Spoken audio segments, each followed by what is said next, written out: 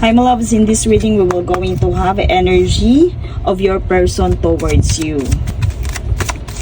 Energy of your person towards you. So maaaring may gap kayo right now. Let's see kung ano yung energy niya towards you. Despite of this gap, despite of this separation, kung hindi man kayo nakakapag-usap. Single my loves. The current status niya, my loves, I hear dito towards you is parang gusto niyo eto, ayan. So, yung energy ng person mo towards you right now is nandun yung single. Andun nga talaga yung sabihin natin na yung singlehood, nandun yung parang status niya or nasa isip niya right now since na kayo ay in separation is nandun yung pagiging available. Available to meet someone, available or open to have on meeting someone or date. Pwedeng ganun my loves kasi nandito on the table. And I hear my loves dito, pwede may loves na yung person din na to, it's either you or iba. Ito kasi energy niya right now. Parang may gusto siyang pag-proposan ng isang commitment. Pwede ayain niya do muna on a date because of dito in the table. At I hear na meron to, parang andun talaga yung pagmamahal. So my loves, yun mararamdaman mo yun kung may pagmamahal pa sa'yo. Kasi dito right now, parang kasi lumabas yung available eh. Lumabas yung pagiging free. Pwede may loves na iniisip din niya, you are free right now, you are free to entertain someone, kung may magpa-propose sa'yo, kung meron sa'yong mag-date. Pwede may loves, ganun yung tingin niya. Kasi nga, parang kung kayo talaga ay formal na naghiwalay, pwede talaga ina-assume niya yon na kayo ay nasa singlehood. Okay? And my loves, open siya, open-minded siya na parang you both, or both of you are free to accept someone's offer, someone's date, to meet someone. I hear na ang tingin din niya my loves is hinahanap niya sa connection ninyo yung genuinity ng love. Gusto niya maramdaman yung unconditional love with this genuine love. Gusto niya maging sigurado. Okay? So dito my loves, I hear na kumbaga pwede itong during this time of separation, pwede may loves na ma-realize din niya kung ano ba talaga yung feeling or ano ba talaga yung totoong meron kayo. Kung gano'n nyo ba talaga kamahal ang isa't isa or totoo ba talaga yung pagmamahal na naramdaman niya sa'yo or ipinaramdam mo sa kanya.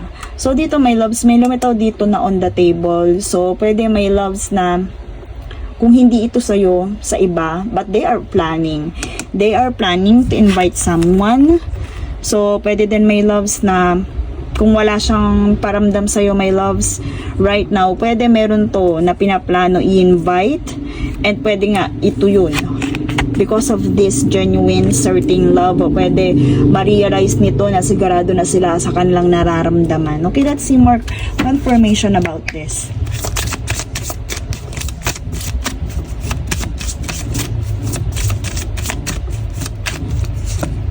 Yes. So, freedom, nandyan nga my loves. Eto pwedeng hindi sa'yo din to, yung sa table na to, kasi nandito na yung runaway. I hear my loves na, kumbaga, nag-e-enjoy to my loves doon sa freedom na meron siya, sa pagiging single niya my loves. And dito lumitaw na din yung energy. I hear na double confirmation my loves with the freedom card. Dalawang freedom na yung lumitaw dito. Freedom and freedom. Malaya yung taong to na i-express yung kanyang nararamdaman doon sa taong totoong mahal niya. Pwede may loves na ganun. That's why eto pag tumagal yung wala kayong connection my loves after this reading, ibig sabihin hindi ikaw, hindi sa'yo ipopropose yung nararamdaman na yon. Because nandito yung energy eh. May energy itong person na to na mag-propose to someone, na to meet someone. Meron siyang energy na sabihin o iparamdam itong nararamdaman na to. So, dito sa proposal na to, meron siyang energy. Unlike others na kakabreak lang, na parang ayaw muna, gusto muna ng space, dito my loves meron eh. Kaya nga, kung matatagalan kayo na wala kayong communication, pwede sa iba niya to nararamdaman. Or, Dahil dito sa singlehood na to, ang energy niya towards you is more on freedom. Malaya siya. Na-enjoy niya to during this time.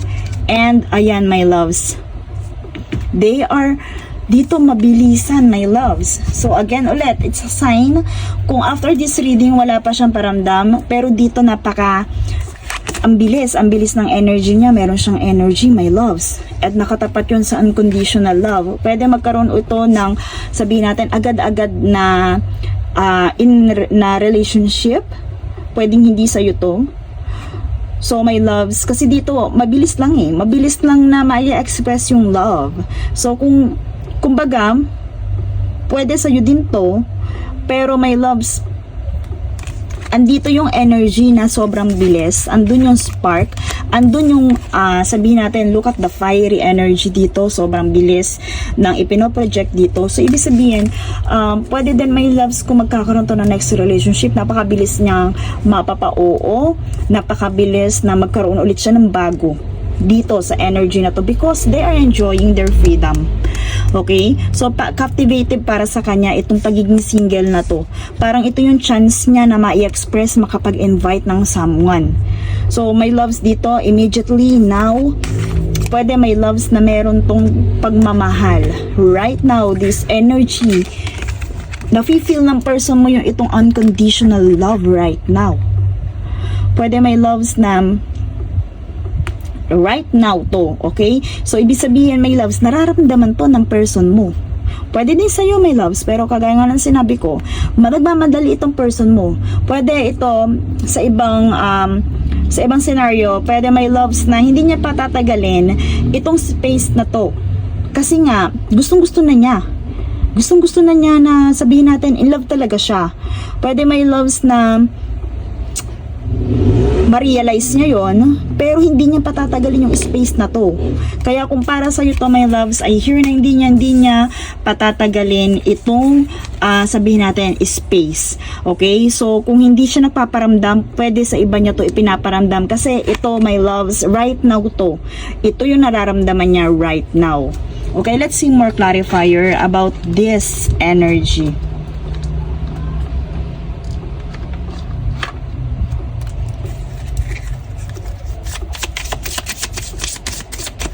So, dalawa yung freedom dito. At dito sa runaway, my loves, masaya pa siya.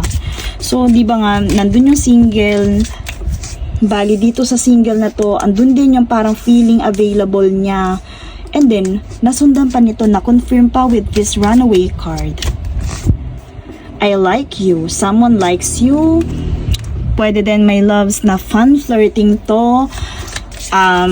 Pwede din, my loves, na romance is blooming. So, dito during this separation, during this single, kung walang nagpaparamdam sa'yo right now ng ganyan, pwedeng ito yung pinaparamdam ng person mo sa iba. This energy towards this connection is parang feeling niya nakalaya siya or malaya siyang i-like ang iba. Talking, yes, meron nga ditong interested or conversing more. Pwede din, my loves, na iyan ay ka-chat through text, calls, emails. Pero one thing is for sure, this energy, kagaya ng nandito sa table na to, proposal, commitment, pwede nakaka-chat na to, my loves. Kaya kung wala kayong communication right now, pwede right now may nakaka-chat to, my loves, and andun nga, pwedeng interesado siya, pwedeng ito is ma-invite na din niya ng date, kasi kumbaga parang alam mo yung iniintay niyo yung message from this person. So kung hindi kayo nagkaka-chat during this space and time, pwede, my love, sa iba nga to. And habang tumatagal itong communication na to, yung pagkikipagpalitan ng mga messages na to, pwede nga, my loves, mag-leads to dito sa meeting, dito sa energy ng commitment and proposal. So last one for this, unconditional love and hostility. Yes, double confirmation with the coffee cup. Andito na naman yung meetings and conversing. Okay? Savoring the moment. So my loves, eto kung hindi nagpaparamdam sa'yo yung person mo right now, dito double confirmation niya yung on the table and coffee cup na to. Meron tong i-invite na date. Meron tong i-invite na eyeball. Meron tong i-invite na ka-chat niya to date para mas mapalalim pa yung conversation, para ma-flip pa. Pwedeng right now or during kayo, friends lang to, pero right now, nakakapalitan sila ng mga mensahe. So, pwede itong mag-leads into more energetic and sabihin natin yung mabilisan na development that leads into genuine certain love. So again, my loves, as a sign, kung wala kayong communication, kung hindi kayo yung nagkaka-chat, kung hindi siya nagpaparamdam, kasi ito mabilis yung energy dito. Look, talagang yung projection dito ng energy sobrang bilis. Active. Okay? But, sabihin natin, abundant when it comes to energy ng pakikipag, sabihin natin, usap. So, this savoring the moment are here na, kumbaga, ito nga yung tinutukoy dito ng pagiging single. And, sa pagiging single na yon, nagkaroon din siya ng chance na magkaroon ng magkaroon ng blossoming. Pag kasi blossoming, my loves, pwede, andun yung, sumisibol pa lang. So, pwede, my loves nga, from friends, nagkaroon ng fun flirting, and andyan na nga, want to date. Look at the confirmation. Halos tatlo na yung want to date. Want to date dito sa I like you. Want to date dito sa on the table, and want to date again dito sa coffee cup. So my loves, pakiramdaman mo mabuti itong person na to. Kung hindi siya nagpaparamdam sa'yo, pwedeng my love sa iba niya to, sa iba siya nakikipag-chat or ibang mensahe yung iniintay niya. Okay, let's see message from this person. Since na kumbaga ganito, aminado kaya siya na parang ginagawa niya to right now? O para saan to? Para saan yung ginagawa niya right now? At bakit parang enjoy na enjoy siya sa pagiging single niya?